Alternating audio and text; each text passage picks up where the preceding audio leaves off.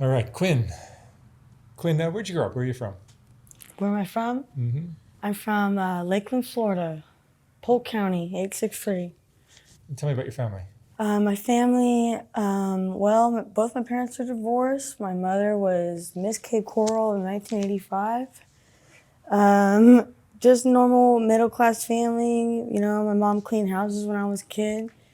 And they told us we could be whatever we wanted to be. I wanted to be an actor, a musician, yada yada, nothing practical. Um, and I had a lot of success. I did like news when I was a kid. I said the Pledge of Allegiance in front of the whole school. I won poetry awards, went to a performing arts high school for technical theater, stage management, and I went to college and I dropped out of college and started using drugs. But I'm still trying to pursue those dreams and, try to not have regrets later. Mm-hmm. How old are you? I'm 29. 29. How did your career kind of take that turn when you started using drugs? Why was that?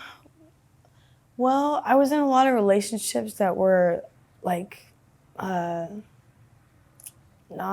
they just kind of took me away from focusing on my goals and my dreams. I've always wanted to fall in love. Ever since I was a little kid, I always dreamed about falling in love and, what that looked like and how that felt. So I always chased boys, and then I chased girls for a while too, and it's kind of just taken me away and wasted a lot of time in my life from really pursuing my dreams. I've always had a job. I've always been the one working and providing, And now you're down here. But never down here. But now you're down here. No, well, I'm over here. Yeah, Where do you stay now? I stay in a tent right now. Last year I was staying downtown in a artist. It was like an artist house. It was like a hostel for artists, and I got away with not paying for maybe 5 months. But that's another story. I've never been anywhere. LA is the biggest city I've ever lived in, and every something new always happens every single day that just makes me feel alive. What is your drug now? What's that? What drug are you using now? I'm using fentanyl, but I'll use anything. How do you support yourself? I rely on the kindness of strangers. EBT. California has a lot of good benefits for people come over here to be homeless, from states all over. So that's not what I did. That's not why I came over here, but it seems to be working out all right. I don't want to be homeless my whole life, but I've always kind of been a gypsy nomad kind of person, Are there things about this lifestyle that you like? Yeah, I feel free. I mean, to do what I want, and I don't want to have to. I've had a job my whole entire life. I always worked, always worked, and just until the past 2 years, I haven't had a job. I got fired for the first time in my life, and it blew my ego completely. And I haven't had a job since. I've just been doing my own thing and living how I want and having as much sex as I want, doing as many drugs as I want. And it comes with the consequences, of course. But, since moving to LA, I've learned a lot about myself, and I've changed a lot, like a lot. In what ways?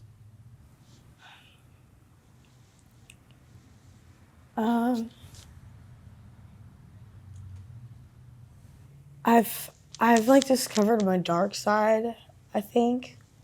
I've discovered like pretty much, I don't know how to really answer that, like, because it's still like in the process. I'm still in transition. Like I feel like I've been in transition for a really long time. So I feel like I've just been kind of waiting for it to come to fruition, Do you still talk with your family? Yeah, they're really supportive. They miss me. I have 2 daughters, and they're in open adoptions, and I'm not connected with them. Like I, I chose to like have them grow up with families that could take care of them. And you know, recently the father of both my daughters passed away from a heart attack, and that's been really hard on me. But I'm hoping that I can use my pain and my trauma to, make better art. And I'm hoping I can get through this. Sorry. That's all right. It's hard to talk about yourself, because it's like, it gets me teary-eyed because I'm filled with so much love and hate for myself, and like I'm constantly battling like my ability to keep my ego at bay and like try to like justify my fucked up decisions and justify like my good decisions, and like redefine like what good is and what evil is and all this stuff.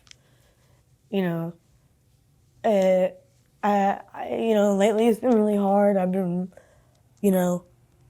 I know it's hard for everybody right now, but it's like I'm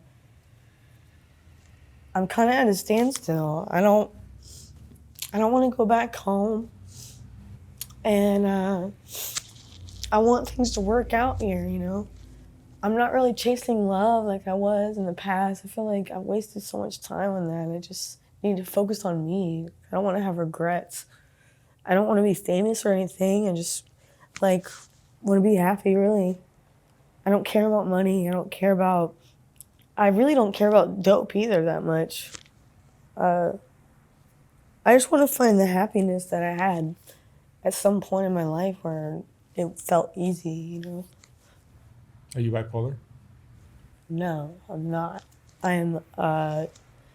I've been diagnosed. My diagnosis is I'm severe depression with psychotic features, and I have PTSD and generalized anxiety. But I think I might be a little ADHD, I have social awkwardness sometimes. It's really, when I first moved here, I put my whole self out there, and I learned like really quick, like I was vulnerable to the wrong people, and I learned really quick how how people could take advantage of you, like being vulnerable. Like, I still kind of like get caught. I catch myself doing that and saying like way too much information sometimes, or being way too like crazy, like putting myself out there. I think it might scare people because it's just they're afraid to be like that raw sometimes. I don't know. What are the most difficult parts of living like this? The most difficult parts of living like this. Like living like homeless, like And addicted to a drug. Jobless.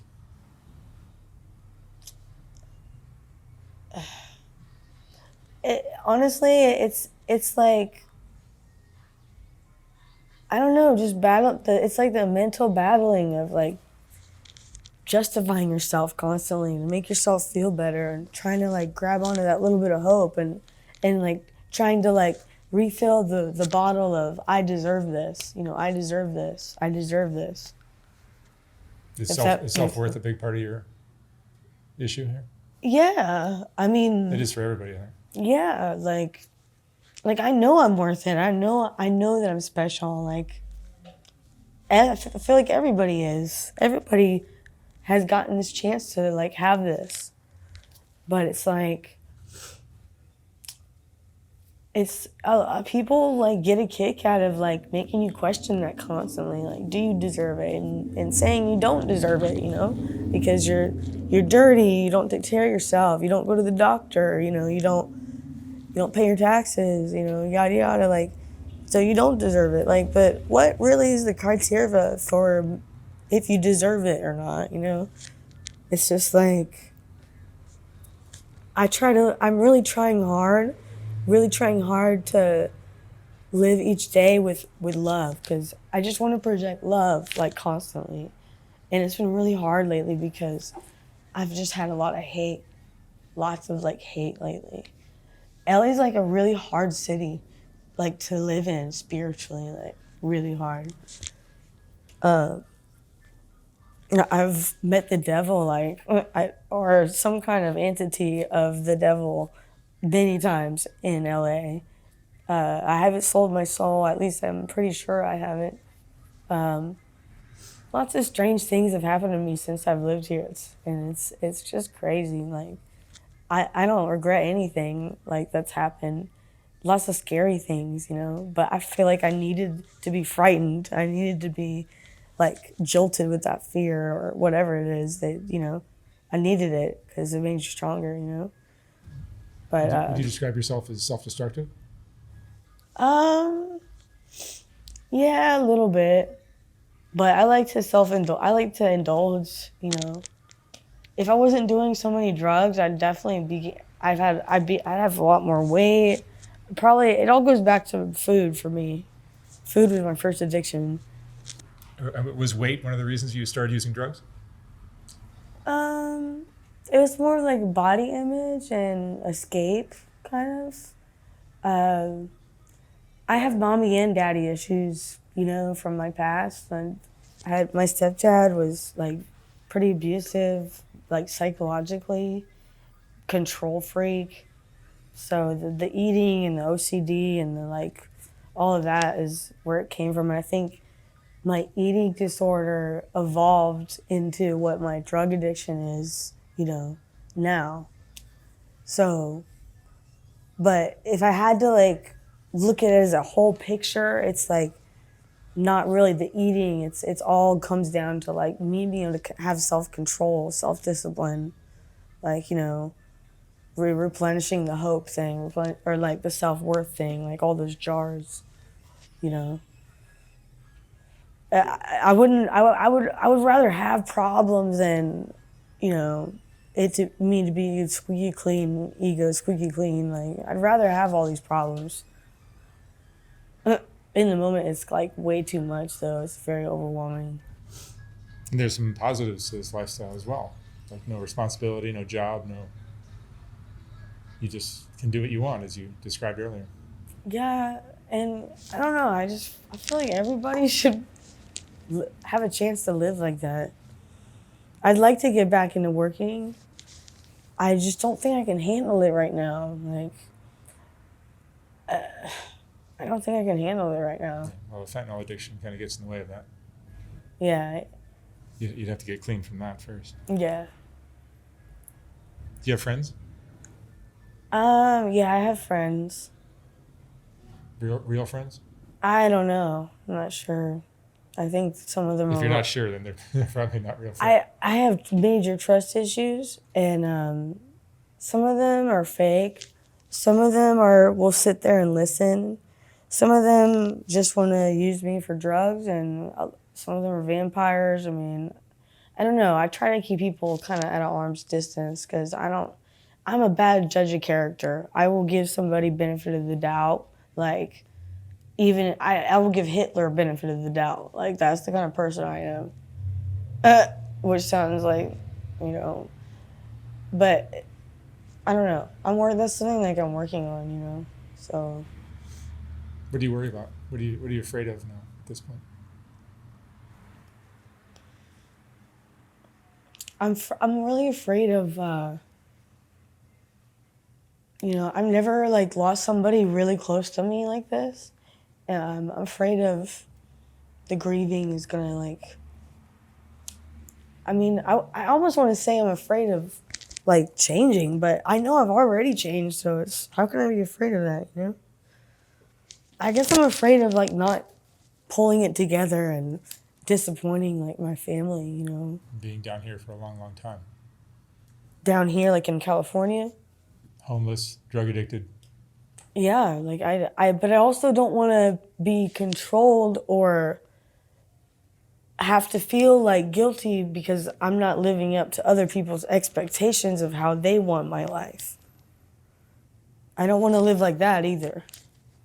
I want to find a happy medium where I shouldn't have to feel guilty for certain things, you know, but I don't want to burden them and not make them proud, you know, even if it's at like a, you know, whatever level. And tell me about your kids. Who's raising them right now? Well, I picked families. Me and Richie, my ex boyfriend that passed away, we had picked families for them whenever I had gotten pregnant.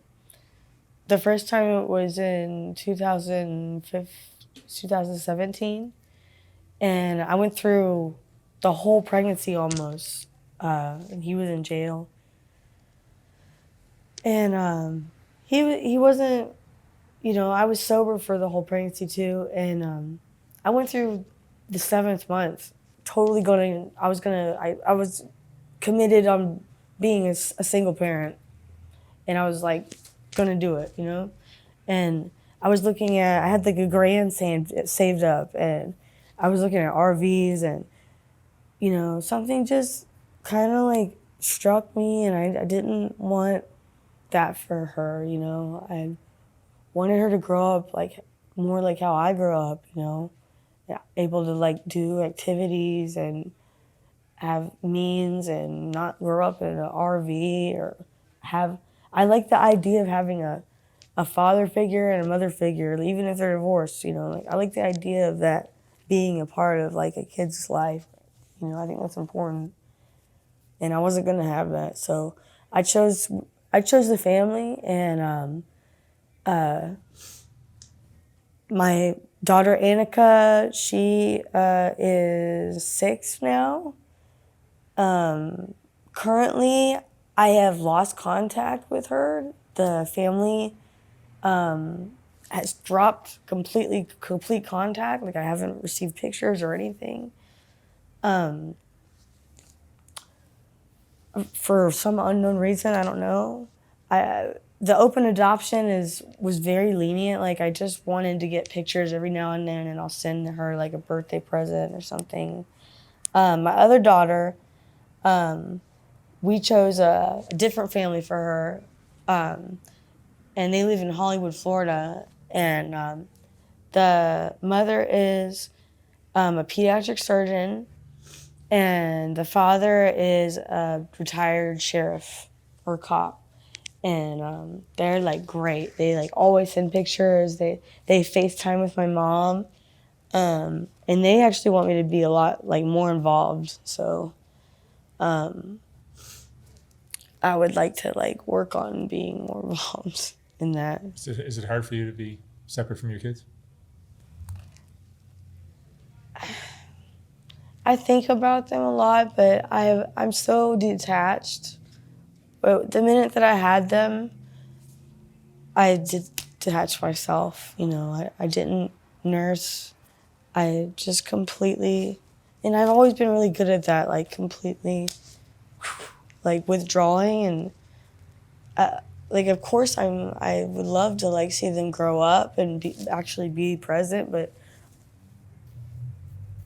I I want I don't want to confuse them and be too involved right now. I feel like the families have a right to like, you know, have their own family and raise them how they want, and you know, I feel like you know, that's what they, and when they're 18 or my name's out there, like everything's out there for them to ask questions, for them to come meet me, you know. I'm not I'm still not in a position to be a parent. And you know, I'm sure that they'll understand, you know? And if they don't, they don't. But my mom was adopted, so it's kind of weird. And my mom never, like, my grandparents they always give my mom a guilt trip. Like, if she asked about her real mom and stuff, they say, like, the papers are burnt and they don't have any information. And, You know, they always made her feel guilty. My mom never ventured out to try to figure out who her real mom is. And like, my worst fear is that with my first daughter, who I don't have contact with anymore and I don't know what the heck's going on at all, my worst fear is that they're raising her and saying all these lies about me or making up some crazy story about me, you know? That's like my worst fear. As a fentanyl addict, are you concerned about all the people that have died on the streets from overdose? Yeah.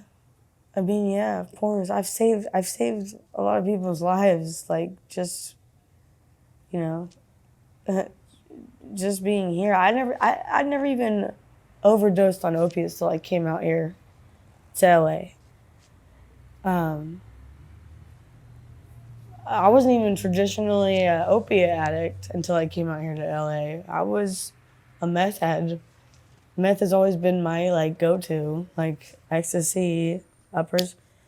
I just switched because I have issues with my skin. I'm really sensitive to stuff. It's really kind of disgusting and like gross, and I don't like talking about it, but it is what it is. I dream and I really want to, I can't wait for the day that I'm not a dope head. I know there's a lot of work to do. What's your biggest regret?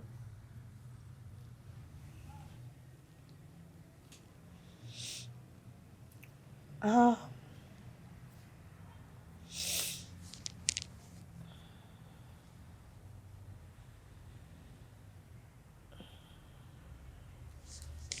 um,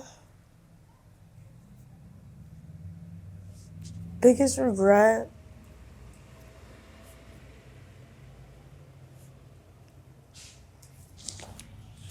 I don't know.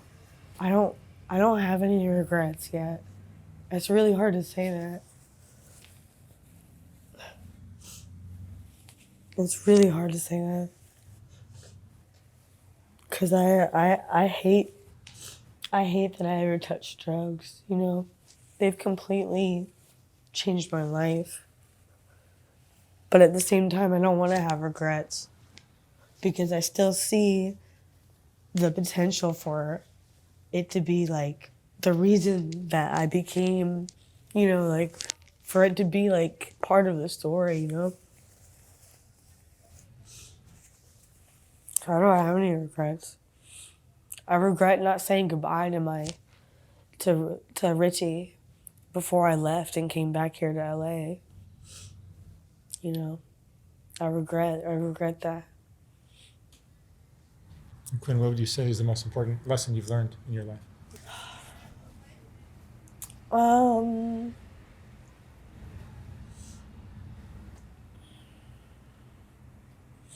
Just treat everybody equally and with love and be kind and be humble.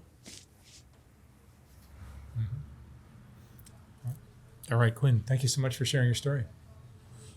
I wish you the best of luck out there. Okay. Thank you.